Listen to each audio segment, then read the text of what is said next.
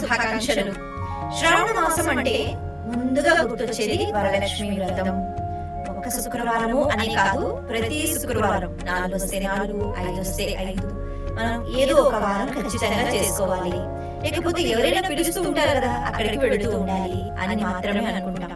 కానీ శ్రావణ మాసంలో శ్రావణ సోమవారానికి ఎంతో ప్రాముఖ్యత ఉంటుంది.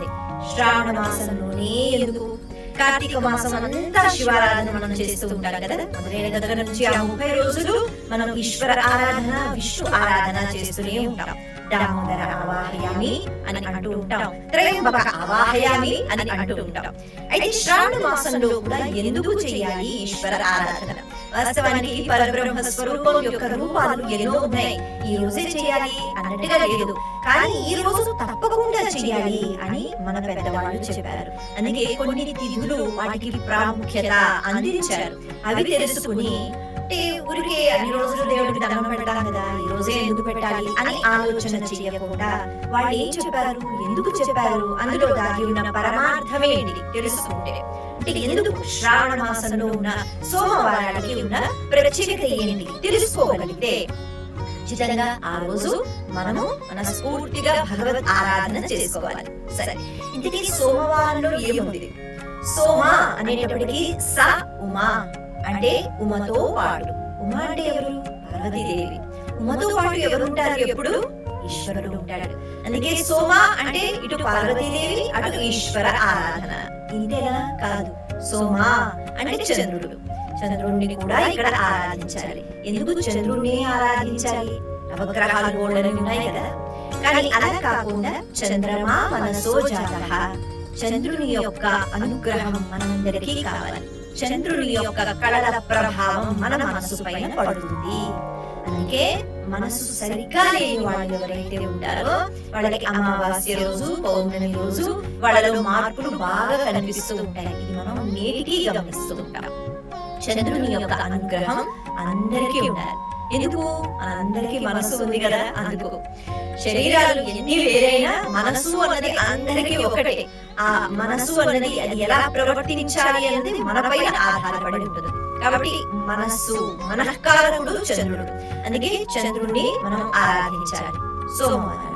ఇక ఆ చంద్రుడినే కాదు, నవగ్రహాలను కవచంగా ధరించిన ఈశ్వరుడు. ఆయన తలుచుకుంటే మనం అంటూ ఉంటాం కదా, ఏ నడిసరని, చంద్రగ్రహం అని, లేకపోతే జాతకంలో ఈ గ్రహం బాగలేదు, ఆ గ్రహం బాగలేదు, ఏది ఎలా ఉన్నా భగవంతుడిని భక్తి పూర్వకంగా ఆరాధన చేసినట్లయితే, చేసిన తప్పులకి క్షమాపణ చెప్పుకుంటూ, స్వామి నేను ఈ బాధలు తట్టుకోలేకపోతున్నాను అని ఈశ్వరుడిని అడిగినట్లయితే కవచంగా ధరిస్తారు ఆయన నవగ్రహాలను. కాబట్టి ఆయన మాత్రమే నవగ్రహాలను కూడా శాసించగలరు. మనమైతే అధిగమించలేం, ఆ శక్తి లేదు, ఈశ్వరుడికి ఉంది.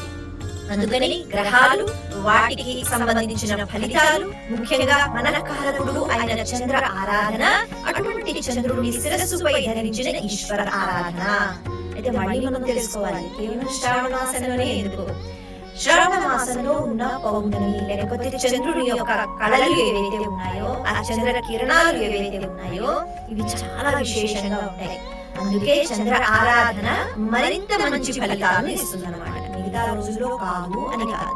అయితే సోమవారానికి ఉన్న ప్రత్యేకత ఇది కూడా తెలుసుకోవాలి. మనకి ప్రతి రోజులో 24 గంటలు ఉంటాయి కదా. అయితే 8 హోరలు అని ఉంటాయి. అంటే ఈ 8 హోరలు 24 గంటలు తిరుగుతూ ఉంటాయి అన్నమాట.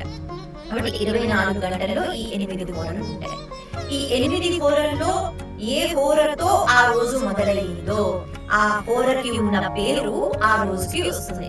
మరి ఈ హోరలకి ఏ పేర్లు ఉన్నాయి అంటే చంద్రహోర, శని హోర, కుజ హోర, అలాగే సూర్యుని హోర అని అంటూ ఉంటారు. చంద్రహోరతో ఏ రోజైతే మొదలవుతుందో దాన్ని మనము ఏమంటున్నాము? సోమవారము.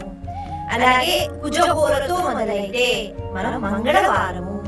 అలాగే మనకి శనివారము అనే పేరు ఎందుకు వచ్చింది? శని హోరతో ఆ రోజు మొదలవుతుంది శనివారము. ఆదివారము, ఆది అంటే ఇక్కడ సూర్యుడు, సూర్యుని హోరతో మొదలయ్యే రోజు ఆదివారం.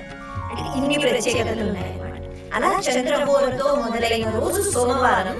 కాబట్టి సోమవారమే చంద్ర ఆరాధన మరింత మంచి ఫలితాన్ని ఇస్తుంది.